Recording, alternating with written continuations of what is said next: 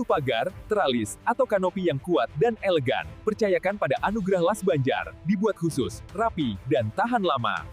Assalamualaikum, Sampurasun, Rahayu, Rahayu, Rahayu. Kali ini kami akan melihat cuplikan video dari Bapak Aing, dan mudah-mudahan dalam video ini banyak poin-poin yang kita ambil, poin-poinnya buat saudara-saudaraku di mana dari Sabang sampai Merauke. Mudah-mudahan yang sakit dan penyakitnya, yang punya hajat di mustajab pengajarnya, jangan lama-lama. Kita akan lihat cuplikan berikut ini. Semua yang hadir, saya mohon maaf kalau tidak bisa menyebutkan satu persatu Ketua PGRI Jawa Barat. 1 miliarnya nanti kita akan bawa lagi ke Sumatera. Dan kita nggak usah membeli makanan dari sini, nggak usah beli beras dari sini. Kita bawa uang, Pak. Karena yang diperlukan oleh pengungsi hari ini adalah uang. Toko sudah mulai buka, warung sudah mulai buka. Yang tidak punya adalah mereka uang. Kalau mereka makan mie tiap hari terus juga kasihan juga. Nanti kita bawa uang dibagikan agar ekonominya muter. Cara saya menyikapi sesuatu pakai kitab. Kitabnya itu ada dalam pikiran dan perasaan saya. Saya selalu meyakini bahwa bisikan yang terbaik dalam hidup itu adalah bisikan hati yang terjaga dari puasa. Itu prinsip. Saya nangis, Pak. Kenapa saya nangis? Ada hal yang harus dibicarakan oleh kita. Kita tiap hari ngomong tentang Negara Kesatuan Republik Indonesia. Tiap hari, Pak. Negara Kesatuan Republik Indonesia. Negara Kesatuan. Negara Kesatuan itu negara yang bersatu.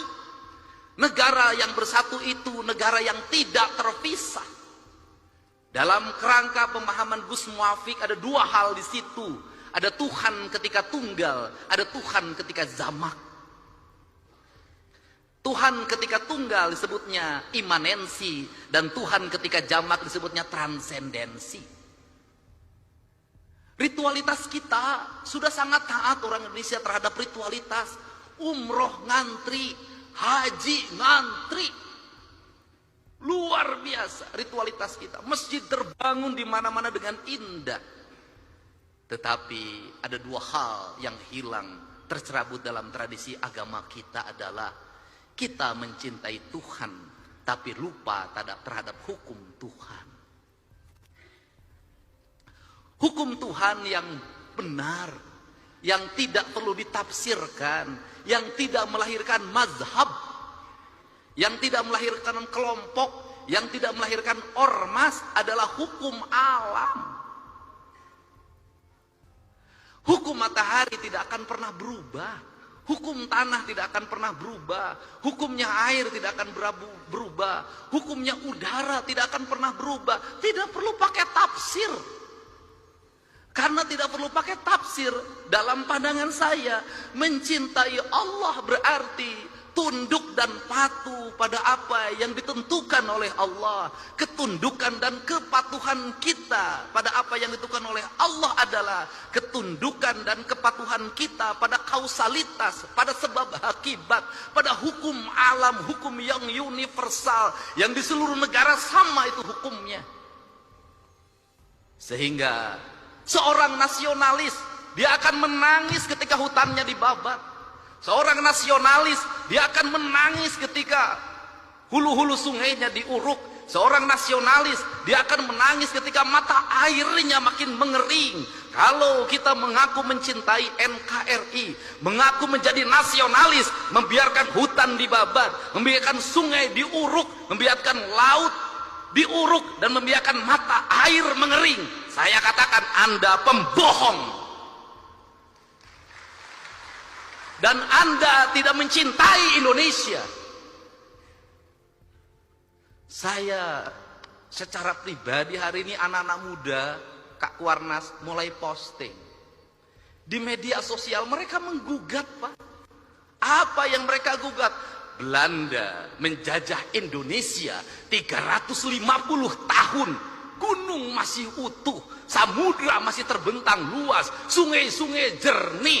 Dia meninggalkan perkebunan yang terhampar, bangunan-bangunan yang indah, gedung-gedung yang kokoh, jalan-jalan yang kuat, jembatan kereta api yang kokoh. Indonesia merdeka 80 tahun. gunung gundul, sungai keruh, hutang menggunung, bangunan-bangunan hampir tidak ada yang berkualitas, jalan-jalan mudah rusak, jembatan mudah roboh. Pertanyaannya adalah, siapa yang penjajah itu? Ini kesadaran. Mungkin tidak layak diomongin sama gubernur, tapi saya mewakili hati nurani saya yang selalu ingin saya ungkapkan dimanapun. Kenapa? Ini problem bangsa. Dan kebiasaan kita ini adalah ketika bencana kita ribut melakukan perbaikan. Tapi nanti ketika sudah musim kemarau lagi, lupa lagi. Berbuat lagi. Kenapa saya ngomong begini? Saya punya hitungan ekonomi. Kita dapat dari pembabatan hutan berapa triliun. Kita dapat dari pengambilan pasir berapa. Dari pengambilan gunung berapa. Tapi ketika bencana berapa puluh triliun, ratus triliun yang harus kita kerahkan. Rugi. Terakhir, jadi gubernur konten itu manfaatnya ternyata banyak, Pak. Saya tiap hari tuh bacain TikTok, yang satu masalah pelecehan seksual, langsung telepon Kapolda, cepat ditangkap. Yang ini masalah apa lagi? Pokoknya aya nama kabeh ka Pak Dedi.